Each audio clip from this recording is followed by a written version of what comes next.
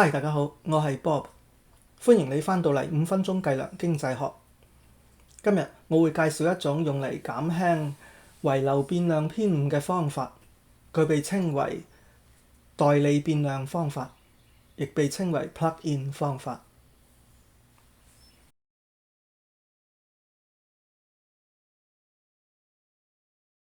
我哋從真實關係模型開始，結果變量 y 同 x1、x2 以及 x3* 相關，但係我哋只能夠觀察到 x1 同 x2， 我哋冇 x3* 嘅數據。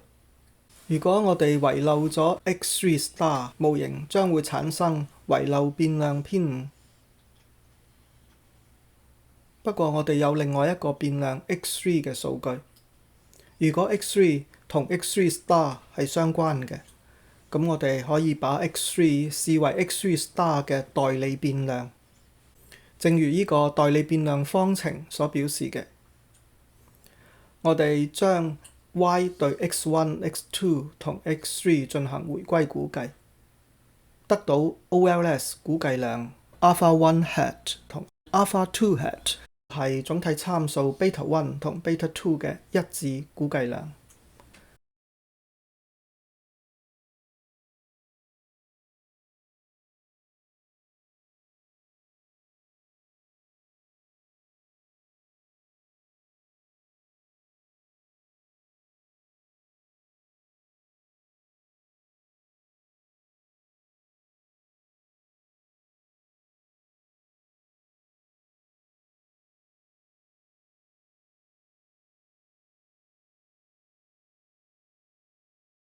呢個結論係依賴於一個假設，估計模型當中嘅誤差項 epsilon 同所有嘅解釋變量都不相關。由於 epsilon 係一個複合誤差項，可以寫成真實模型嘅誤差 μ 同代理變量方程嘅誤差 nu3 嘅函數，因此呢個不相關假設代表咗 μ 同 nu3 都必須同所有嘅解釋變量不相關。喺呢個假設下，估計模型嘅 OLS 估計量 alpha1 hat 同 alpha2 hat 係真實模型當中 beta1 同 beta2 嘅一致估計量。呢個就係代理變量方法，亦被稱為 plug-in 方法。代理變量方法嘅核心思想係，我哋希望代理變量能夠代表遺留變量嘅變動。喺估計模型當中，控制咗代理變量之後，遺留變量剩餘嘅變動唔再同解釋變量相關，因此 OLS 估計量係無偏或者一致嘅估計量，遺留變量偏誤被消除。注意到 x1 同 x2 並唔出現喺代理變量方程當中，呢個表示遺留變量 x3* 喺剔除咗代理變量 x3 嘅影響後，同 x1 同 x2 係唔相關嘅。但如果情況並唔係咁樣，代理變量方程就變成呢個形式。喺控制咗代理變量 x3 之後，遺留變量 x3* 仍然同 x1 同 x2 相關。咁樣 x3 就唔係一個完美嘅代理變量。呢個時候，代理變量方法並冇完全消除遺留變量偏誤。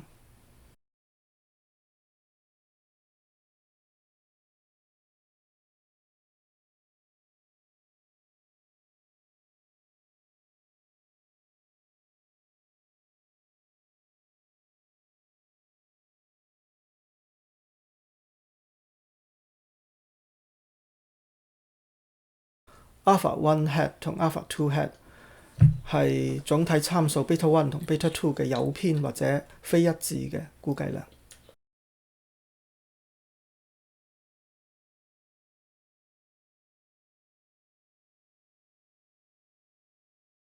呢個模型使用教育程度、工作經驗、現任職位嘅任期婚姻狀況、是否居住喺南方、是否居住喺城市，以及種族嚟解釋月收入。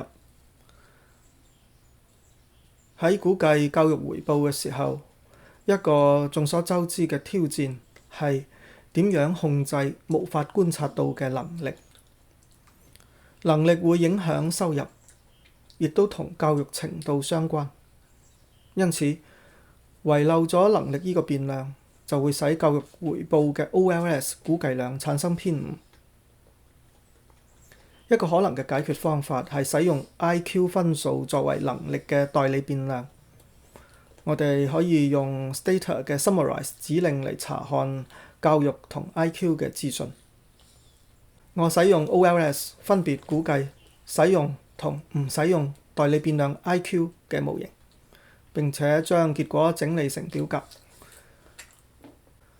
使用 IQ 分數作為代理變量，控制咗無法觀察到嘅能力變量之後，教育回報從 6.5% 降至 5.4%。我哋亦都可以使用多個代理變量嚟對應同一個遺漏變量。樣本當中仲有一個變量係 KWW 測驗嘅分數，佢亦都係能力嘅衡量指標。如果同時使用 IQ 同 KWW 作為能力嘅代理變量，教育回報進一步降至 5%。教育回報喺所有嘅模型當中都係非常統計顯著嘅 ，P 值皆低於 0.1%。喺同時包含咗 IQ 同 KWW 分數嘅模型當中，呢兩個分數變量喺統計上係個別且聯合顯著嘅。KWW 喺 5% 嘅顯著水平上統計顯著， IQ 喺 1% 嘅顯著水平上統計顯著，兩者喺任何高於 0.02% 嘅顯著水平上聯合統計顯著。今日我哋討論咗用代理變量方法嚟處理遺漏變量問題。代理變量係我哋能夠收集到數據，而且同遺漏變量相關嘅變量。我哋將代理變量代入到模型當中，取代遺漏變量嘅位置，用佢嚟捕捉遺漏變量嘅變動。如果剔除咗代理變量嘅影響之後，遺漏變量剩餘嘅變動唔再同模型當中嘅解釋變量相關，咁樣 OLS 估計量將會係無偏或者一致嘅。但係如果控制咗代理變量之後，遺漏變量剩餘嘅變動仍然同模型當中嘅解釋變量相關，咁樣 OLS 估計量將會係總體參數嘅非一致嘅估計量。好多謝你收睇呢一期嘅5分鐘計量經濟學，我哋下期再見。